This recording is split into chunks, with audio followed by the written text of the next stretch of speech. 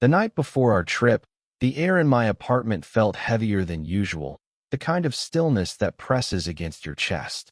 The suitcase was already by the door, half-zipped, her favorite beige sweater lying on top. She had said she'd come by after work, that we'd have dinner and leave early in the morning. But midnight crept in, and my phone screen stayed dark. I tried to convince myself she'd fallen asleep or forgotten to charge her phone, yet deep down, I knew something was wrong. When I finally drove to her place, the building's hallway reeked of cheap perfume and cleaning detergent. Her door wasn't locked. Inside, everything was too neat, the kind of neat that only happens when someone erases their presence. The framed photos were gone, her toothbrush missing, drawers empty except for a note written in her handwriting that simply said, "Don't look for me." I stood there staring at that note for what felt like hours, my mind racing through every possible explanation. Had I done something? Was she in trouble? I checked her messages, nothing since morning. Her social media accounts were gone, deleted, as if she'd never existed. Panic gave way to anger when I realized how carefully she had planned it. I sat on her couch, smelling the faint trace of her shampoo on a pillow, feeling the sting of betrayal mix with confusion. The silence in that apartment was almost mocking. Then, as I stared at the dark TV screen, my reflection staring back at me hollow-eyed, there came a soft, hesitant knock at the door.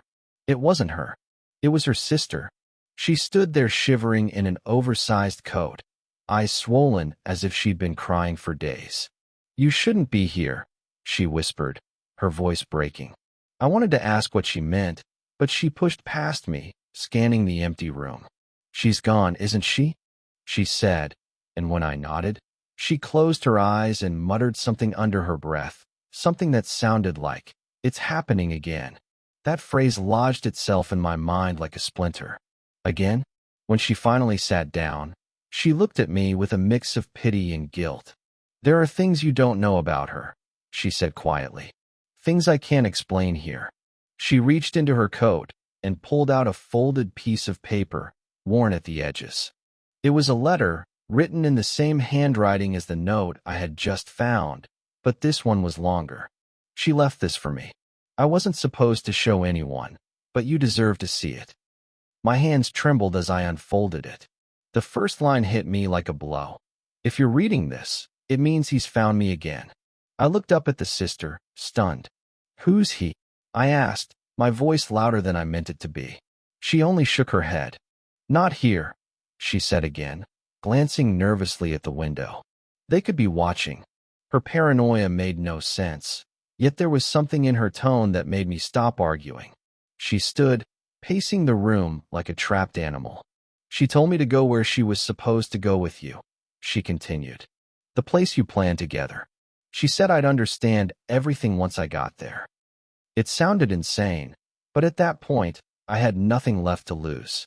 My girlfriend was gone, and this woman, her sister, identical in some expressions, was offering the only thread left to pull. I asked her why I should believe any of this, why I should trust someone who had shown up out of nowhere with a cryptic story. Her response wasn't an explanation. She just looked at me and said, "Because she wasn't who you thought she was, and neither am I." I wanted to call the police, to report a disappearance, but some part of me hesitated. The letter, her sudden vanishing, the sister's trembling voice, it all felt tangled in something larger than a simple breakup or runaway case. I felt like I was already in the middle of a story I didn't start, one where the truth was being peeled away layer by layer. Before she left that night, the sister turned at the door and said, "Tomorrow morning, meet me at the station." Bring her passport, the one she kept in the drawer by the bed. I hadn't told her about that drawer. My throat went dry. She smiled faintly, seeing the shock on my face. "You see," she whispered, "I know her better than anyone." When the door closed behind her, I sank into the chair, gripping the letter, reading it again and again until the words blurred. Every line raised more questions than it answered. And somewhere between exhaustion and fear, I realized that I would meet her at that station. Not because I trusted her, but because I needed to know how much of my life had been a lie. That night, sleep refused to come. The silence of the apartment grew unbearable, and I kept imagining her face. The way she looked the last time I saw her, smiling but distant, as if part of her was already gone. And now, maybe she truly was. But tomorrow, I'd find out where she'd gone. Or at least, what was left behind. The station was half asleep, wrapped in that early morning chill that smells of metal and wet concrete. I arrived too early, unable to stand another minute in that apartment that still carried her scent. My breath came out in small clouds as I watched the electronic board flicker, trains arriving and leaving, each name reminding me how easily people can vanish when they want to. I had her passport in my pocket, and every few minutes I checked that it was still there, as if losing it would mean losing the last proof she had ever existed. When her sister finally appeared, she didn't walk toward me right away. She stood by the vending machine, sipping coffee, her eyes darting around like someone expecting to be followed. "Did you bring it?" she asked the moment she reached me, not even saying hello. Her voice was low but firm, the kind of tone that makes you obey before you think.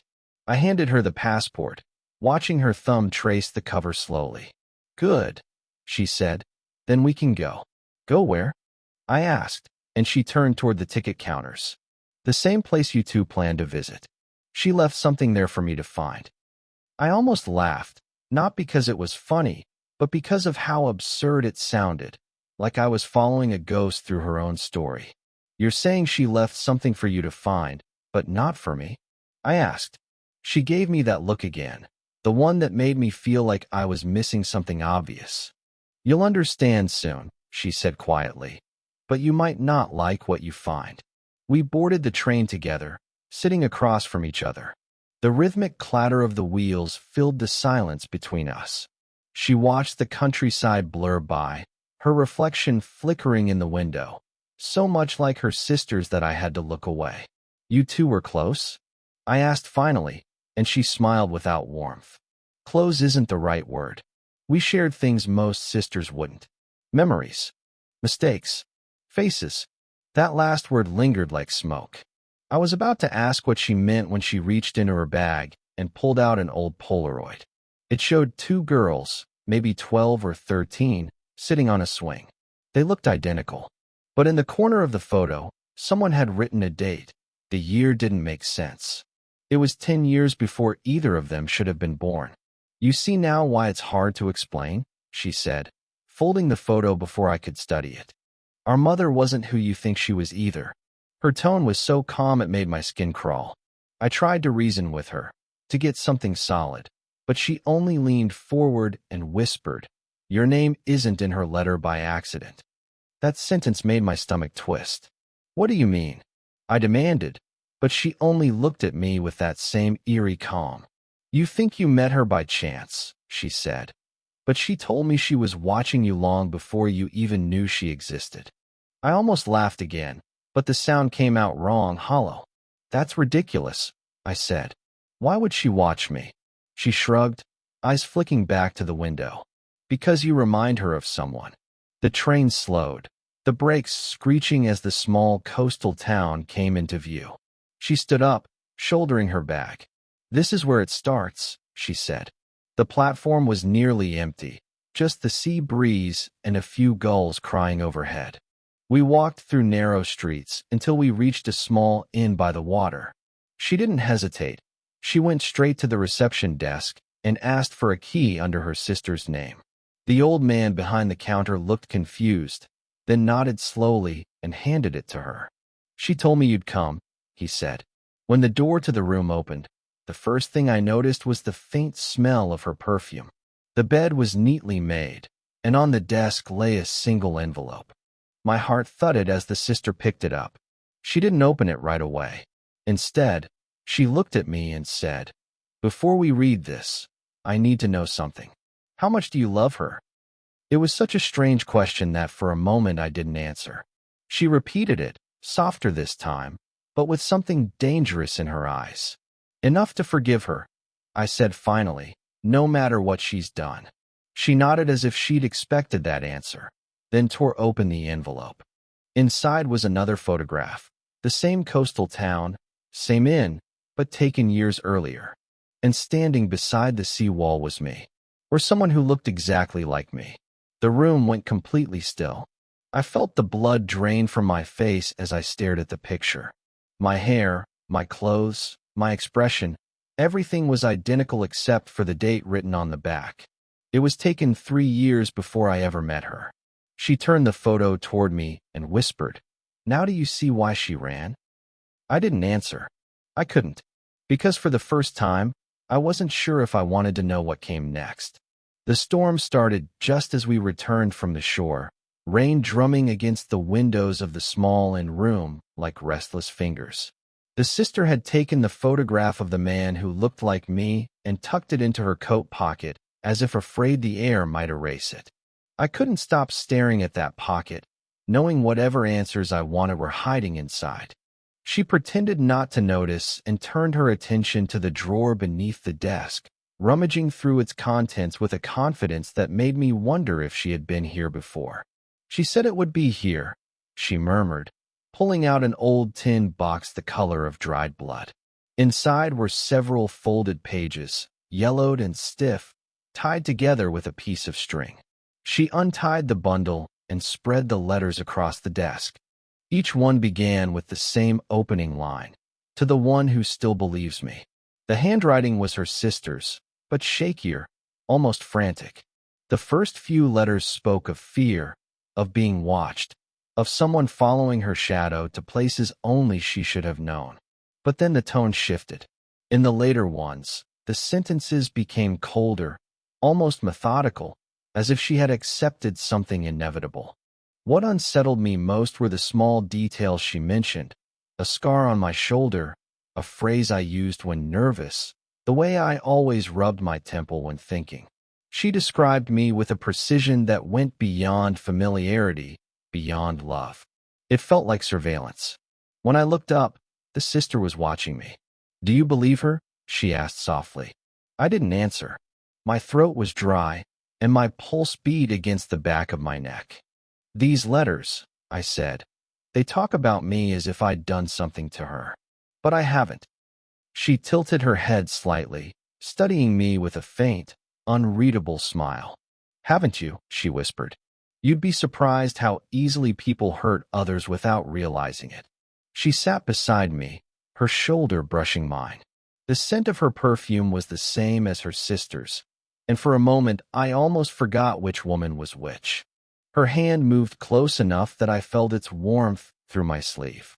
"She wanted to love you," she said, her voice barely audible under the rain. "But she couldn't. Not after what she learned." I turned toward her. "Learned what?" She looked down at the letters. "That you weren't the first." I didn't know whether to laugh or demand an explanation. "The first what?" I asked. She picked up one of the letters and slid it across the desk. The paragraph she pointed to froze me. My girlfriend had written about meeting a man years ago, someone who looked exactly like me, who said the same things, who made the same promises. She said he disappeared after she told him she knew the truth. The letter ended with one line: "If he finds me again, I'll know it wasn't coincidence the first time." I pushed the page away. "This is insane," I said, standing.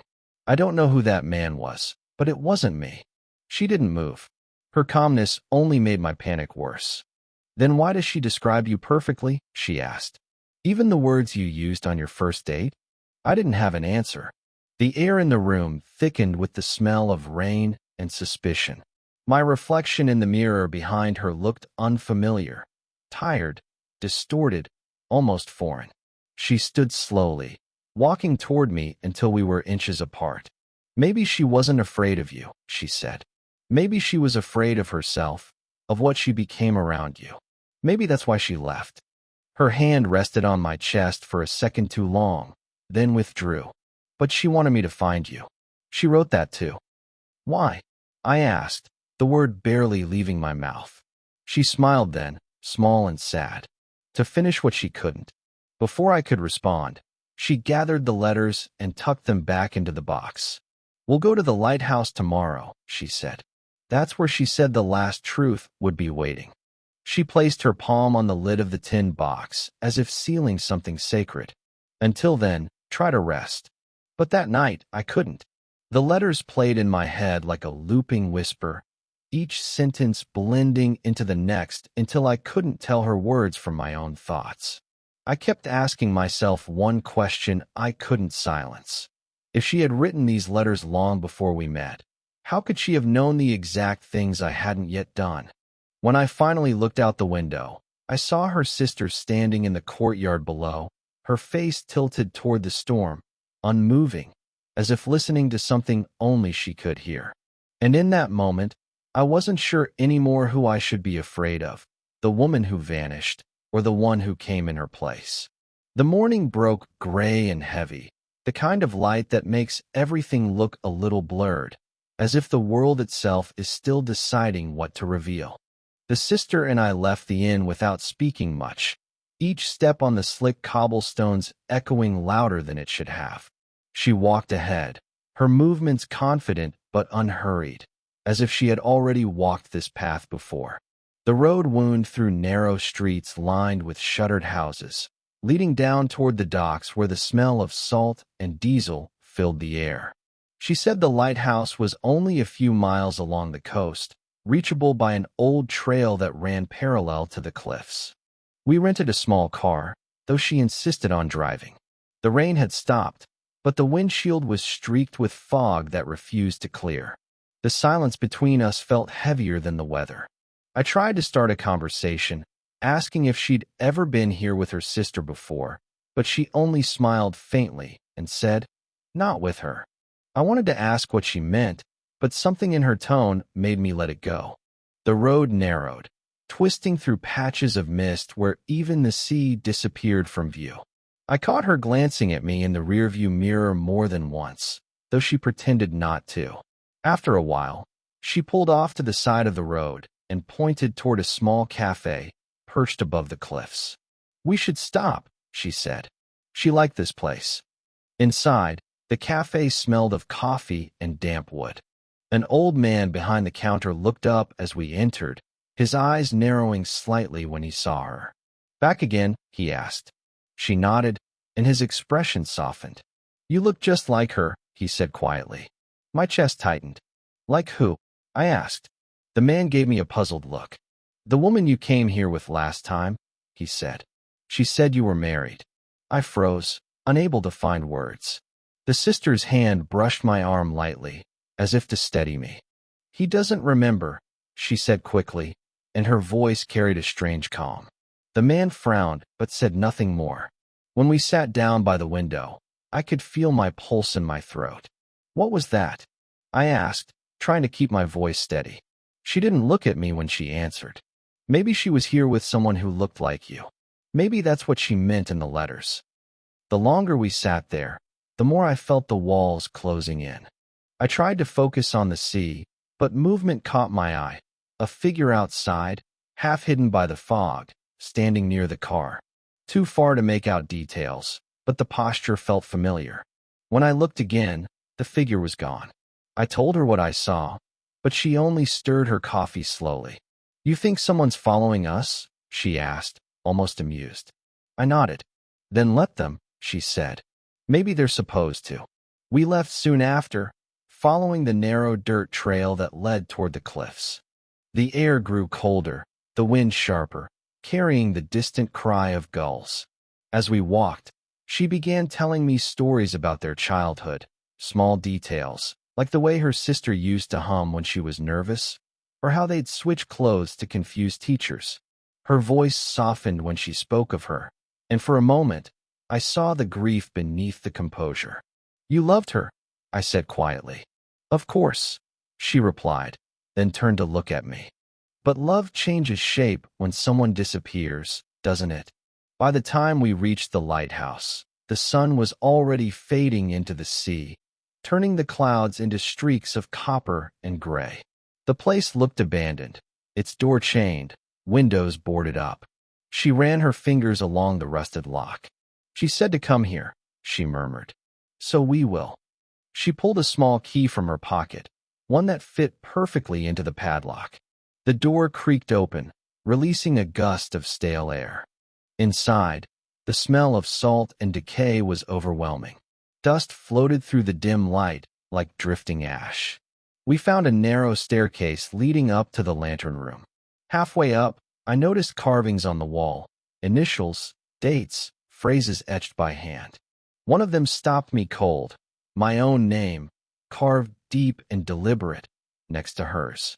I called out for the sister, but she was already at the top. When I reached her, she was standing by the window, staring out at the sea. "You see now?"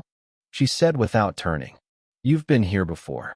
Her words hung in the air, and for a second, I almost believed her. The air inside the lighthouse felt charged, humming with something unseen.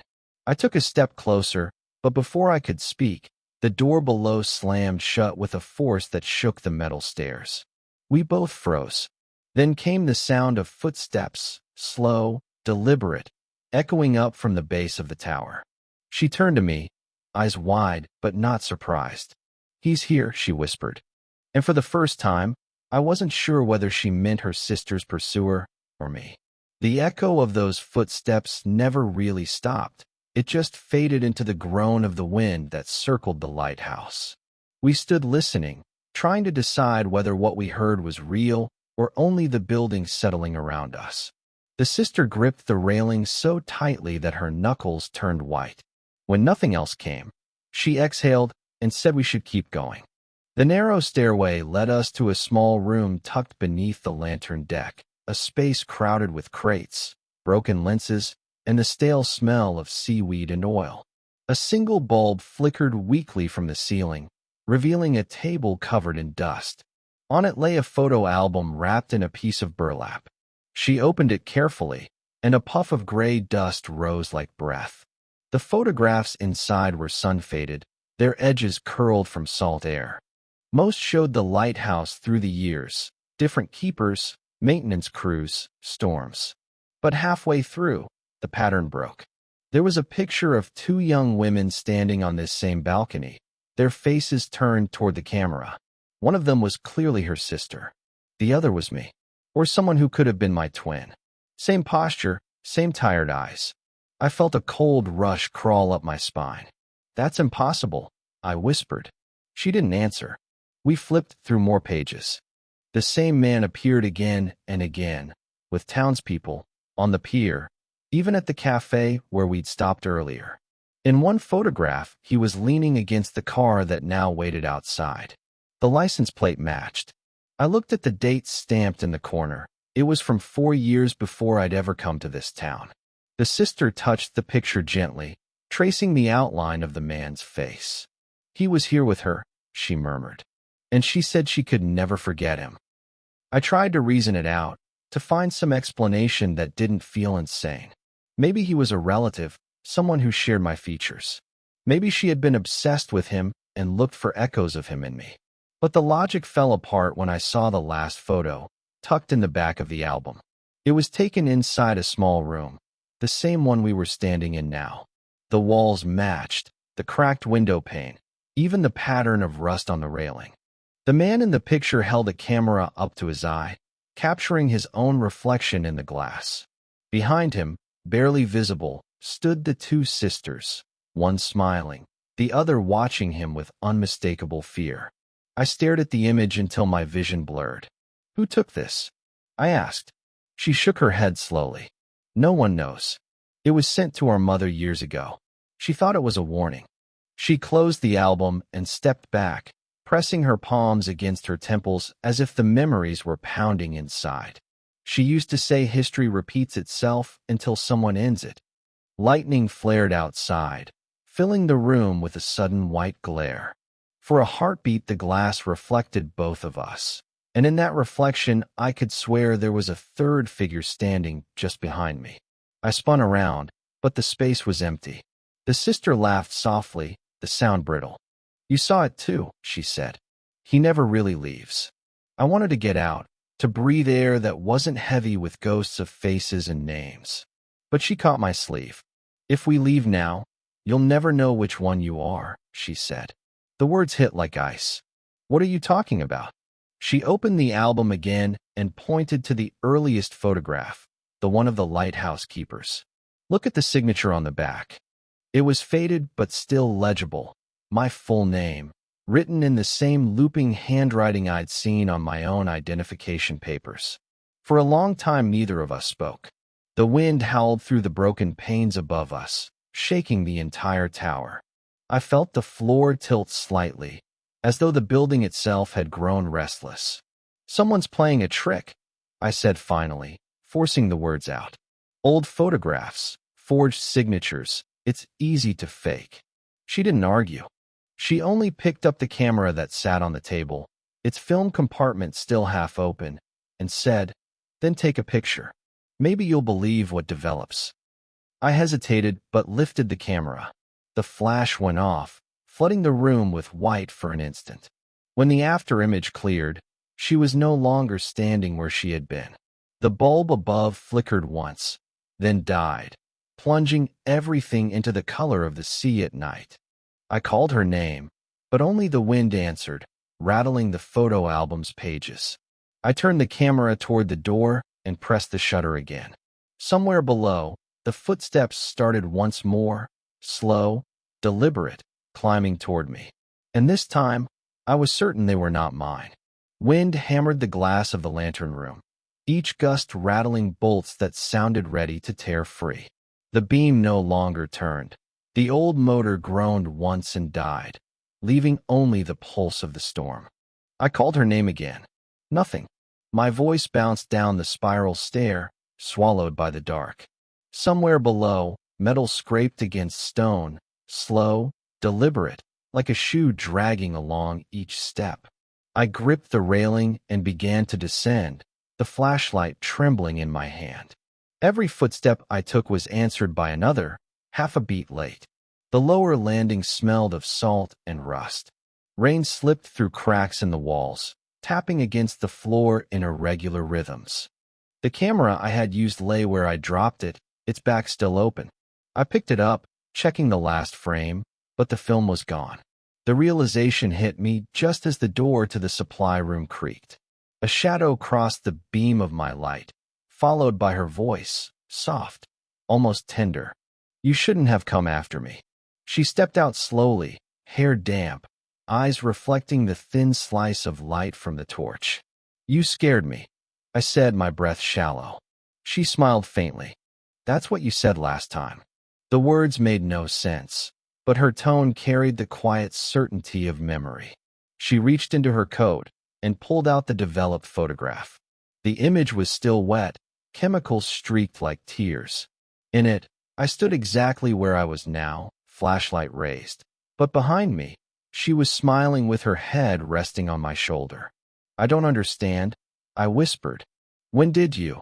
"Before the storm," she said. "Before you started asking questions." She walked closer until the light caught the fine scratches on her cheek. "You think I'm my sister. But I'm not. I was the one who disappeared." The words hit like cold water. "No," I said, shaking my head. "She's the one who left. You came to me. I came to see what you'd do," she interrupted. "To see if you'd notice the difference." Her voice hardened. "You didn't." The tower groaned again, wind whistling through the cracked windows like a whispering crowd. She held the photo up between us. "You fell in love with the image, not the person. That's why she wrote the letters, to warn me. She said once you believe a version of someone, you stop seeing who they really are." I took a step forward, anger flaring through confusion. "You're lying." "Am I?" She tilted her head. "You met her 2 years ago in a cafe by the station. But the cafe owner told me you were there earlier, with me. Same table, same words. You even gave the same flowers." The wind outside rose to a howl. The door below slammed open, banging against the wall in rhythm with the surf. I shouted over the noise. "Why do this? What do you want from me?" "I wanted to know why she couldn't leave you," she said. "Even after everything." She stepped closer, lowering her voice until it was nearly lost beneath the storm. "You followed her once before. She thought she'd escaped. That's why she asked me to take her place, to see if you'd find her again. The floor tilted as another wave hit the base of the cliff. Water burst through the seams of the old wood, spraying cold against my legs. You're saying I chased her? I asked. That I hurt her? She met my eyes, unblinking. I'm saying you don't remember. For a long moment we just stood there, the sound of the sea filling the silence that followed. Then she pressed the photograph into my hand. Look closely, she said. The print was still tacky, the chemical smell sharp. In the image, her reflection in the glass wasn't hers at all, it was mine. Two of me, one holding the camera, the other smiling behind. Lightning cracked across the sky, throwing the room into white. When the light faded, she was gone again, the door swinging open, rain slicing in sideways. I ran to the threshold, shouting her name, but only the wind answered. Down on the rocks, I saw the shape of a figure moving toward the cliffs, and another one watching from the road above. I didn't follow. I just stood there, soaked, the photograph bleeding in my hand, the faces merging until I couldn't tell which one was supposed to be me. The wind hadn't let up through the night, but by dawn the storm had lost its fury, leaving behind a gray sea that rolled and hissed against the cliffs.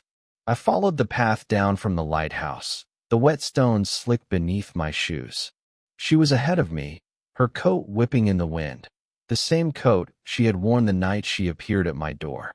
Each time I thought I'd lost her in the mist, she'd glance back, just long enough for me to catch the flash of her eyes before turning away again. By the time we reached the old dock, the sky had started to brighten, bleeding pale gold into the clouds. A few fishermen were setting up nets along the far pier, their voices carrying faintly over the water. She stopped near a rusted railing, the sea spraying cold against her face. You shouldn't have come, she said without turning. I didn't have a choice, I shouted over the wind. You left me no answers. She laughed quietly, the sound brittle and tired. You always say that. You never realize how much you already know. She reached into her coat pocket and pulled out a small envelope, the edges warped by moisture. She told me to give you this when I was sure. I took a step closer, careful not to startle her. Sure of what? That you'd find me again. Her words hit harder than the wind.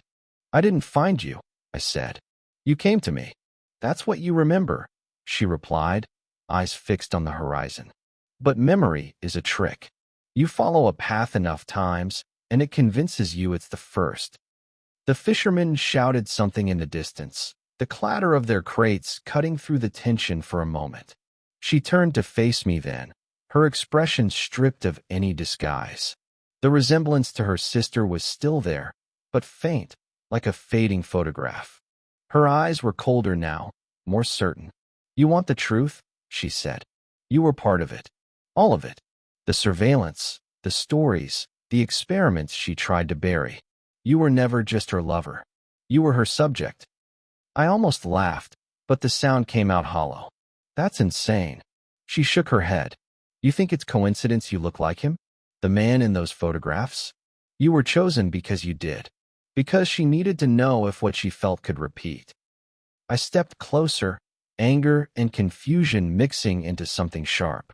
Chosen by who? She hesitated, eyes flicking toward the line of fishing boats rocking in the surf. By the same people who made sure we'd meet again, she said. The same ones who told her that love could be replicated if the variables stayed constant. For a moment, neither of us spoke.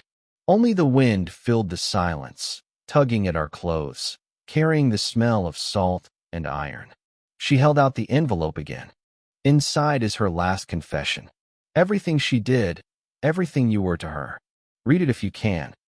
I reached for it, but she pulled it back, gripping it tight.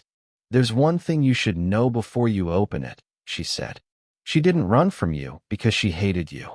She ran because she saw what you were becoming. The wind rose again, nearly tearing the envelope from her hand. I grabbed it before it flew away, and for an instant our fingers touched, cold, trembling, but steady enough for her to whisper, "They're still watching." I looked over her shoulder. On the cliff above the docks, a black car was parked facing the sea. A man stood beside it, motionless, his coat snapping in the wind. Too far to see his face, but I felt his gaze even from here. When I looked back, she was already walking away, her pace steady and deliberate toward the base of the lighthouse. I wanted to follow, to demand the rest of the story, but something about the man on the cliff held me frozen.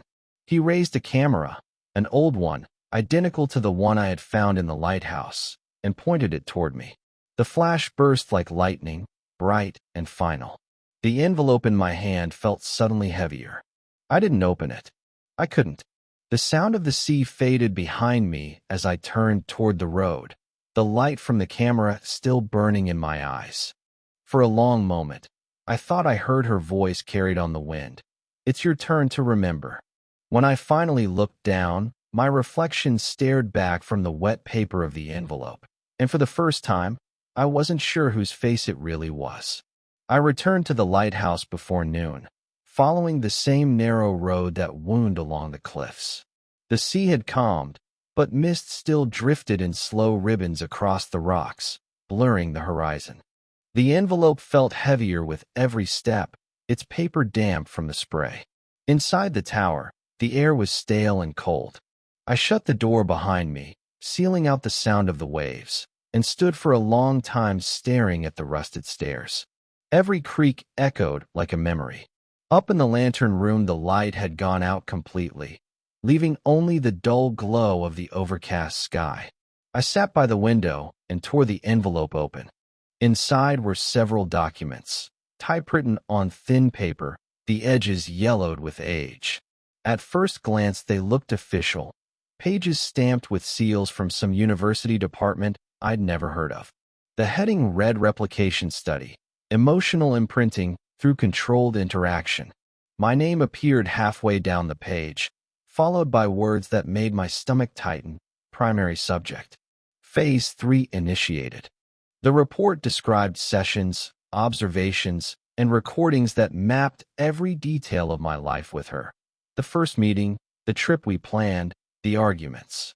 Even our private conversations were transcribed word for word. There were notes about behavioral responses, predicted emotional outcomes, and a column labeled contingencies. Under that, someone had written in pen, "If memory conflict occurs, substitute counterpart." My hands shook as I turned the page. A photograph slipped out and fluttered to the floor. It showed a small room lined with mirrors, cables running along the walls, and 3 chairs in the center. 2 were empty. In the third sat her sister, staring straight into the camera with an expression I couldn't read. Behind her, reflected in one of the mirrors, was me, or someone who looked like me, watching from the doorway.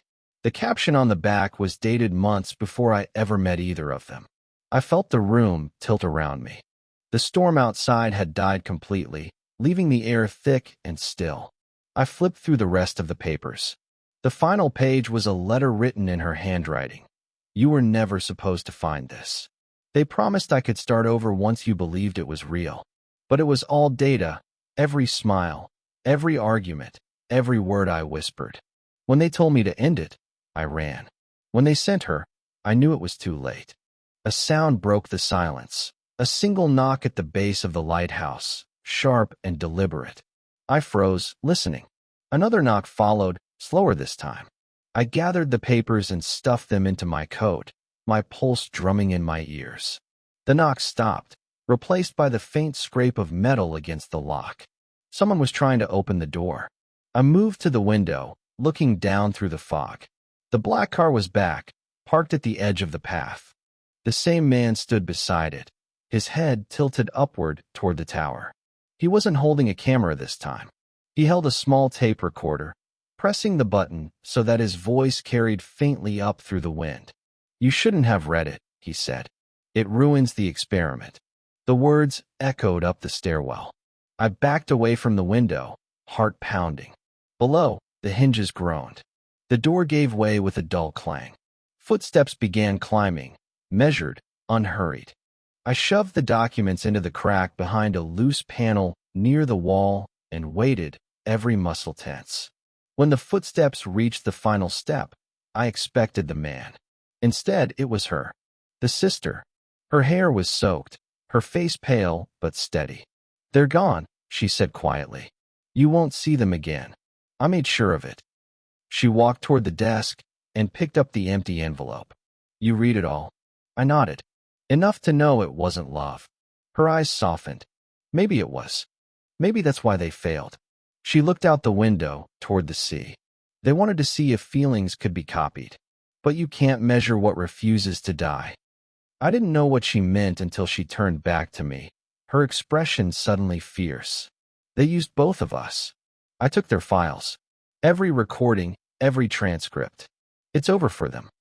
She pulled a flash drive from her pocket and placed it on the desk. "But when they realize what's missing, they'll come for you first. You were the constant." Before I could answer, she was already moving toward the stairs. "Where will you go?" I called after her.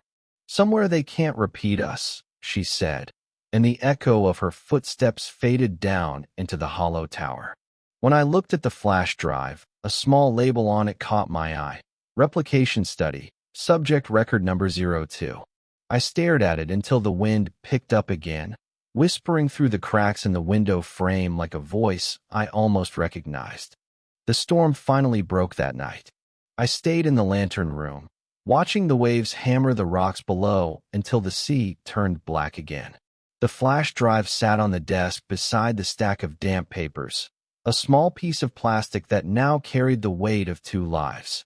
At first I told myself I'd wait until morning, but sleep refused to come. The hum of the wind through the cracks sounded too much like whispers, and every creak of the old tower reminded me that someone else had stood here before, watching the same dark water. So just before dawn, I plugged the drive into my laptop. The files opened instantly.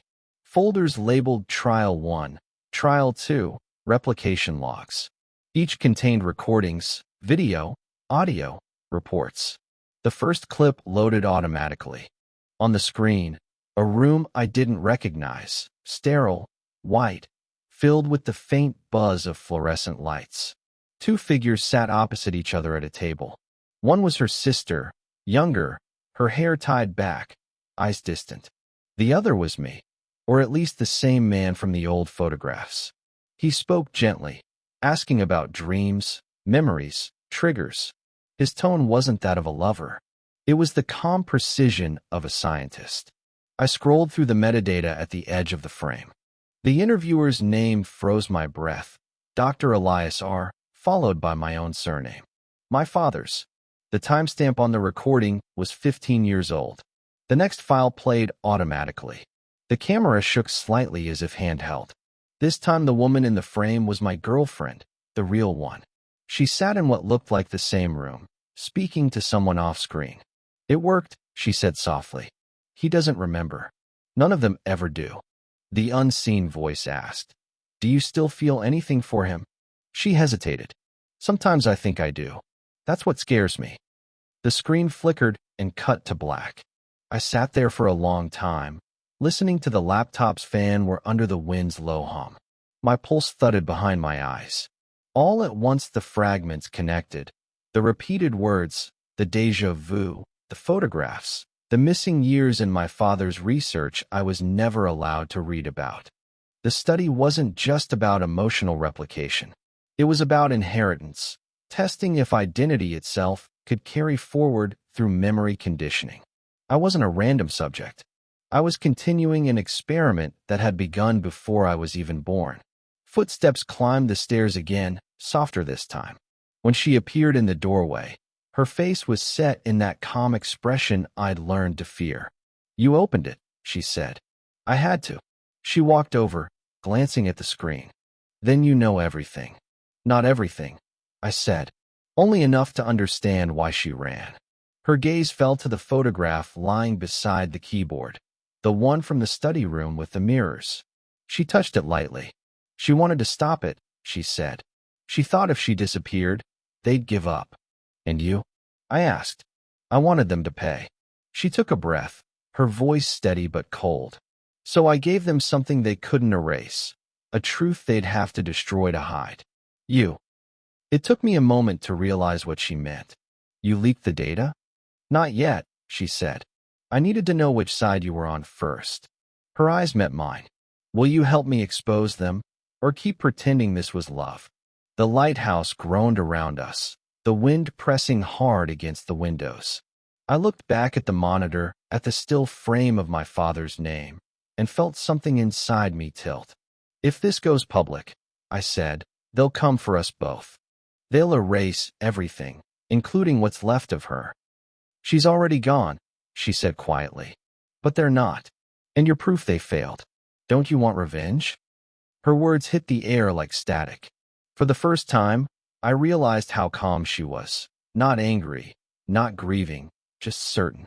She reached into her coat and set her phone on the desk. A message draft glowed on the screen, already addressed to every major paper in the city. The attached file was the one open on my laptop. All I have to do is press send, she said. I stared at the phone, the cursor blinking like a heartbeat. Part of me wanted her to do it, to burn it all down, to make the people who had turned us into data feel the same helplessness.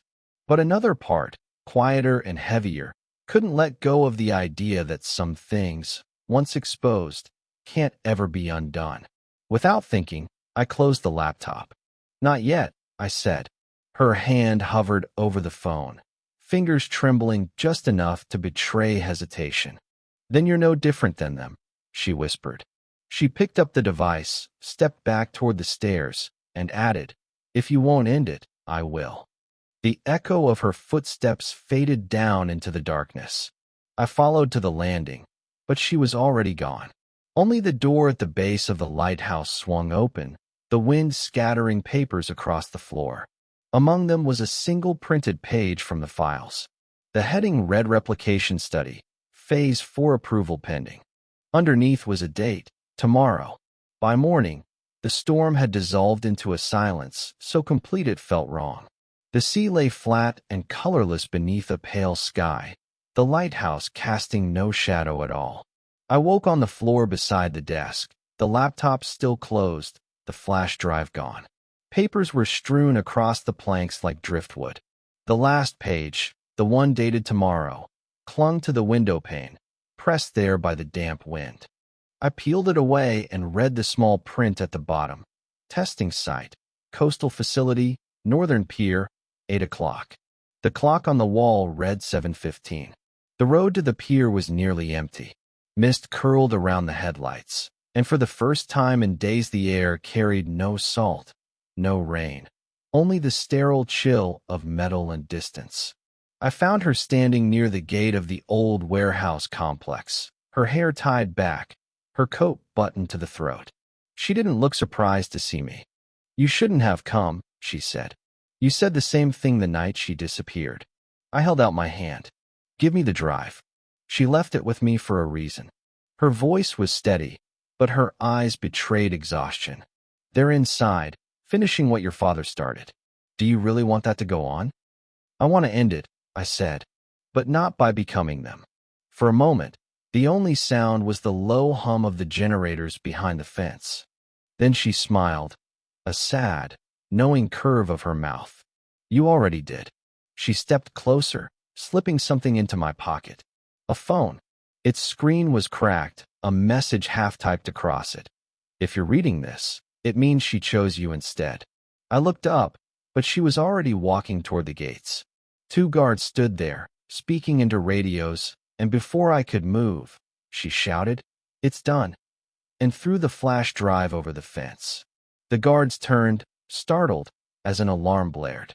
I saw her glance back once, just long enough for me to read her lips. Don't follow. Then the crowd of technicians swallowed her, and the gates slammed shut. A few minutes later, the sirens stopped. Smoke drifted from one of the smaller buildings, pale and thin. People ran, voices overlapping, but I stayed where I was, gripping the phone she'd left me.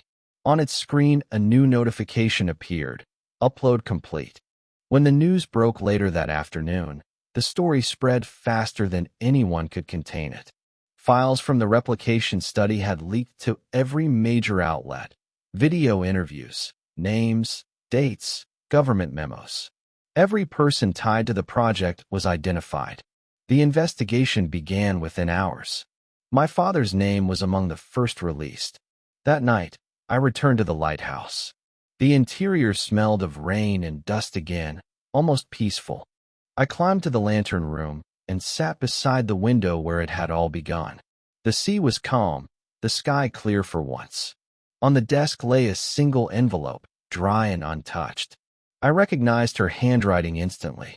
"You'll wonder if it was revenge," the note began. It wasn't. Revenge ends things. I wanted to prove they could end themselves.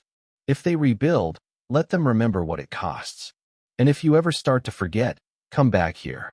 The tide keeps the truth safe. Beneath the note lay the missing flash drive, empty now, its casing cracked. I turned it in my hand until the label caught the light. Her name, not mine, written across the back.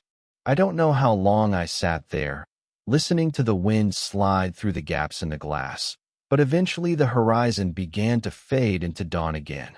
When I finally stood, the reflection in the window didn't quite match me. The eyes were softer, the posture unfamiliar, like someone remembering rather than living.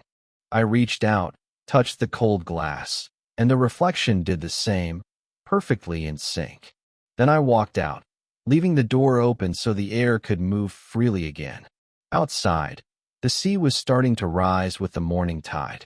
Each wave erased a little more of the footprints leading to the lighthouse until the path vanished entirely, as if none of us had ever been there at all.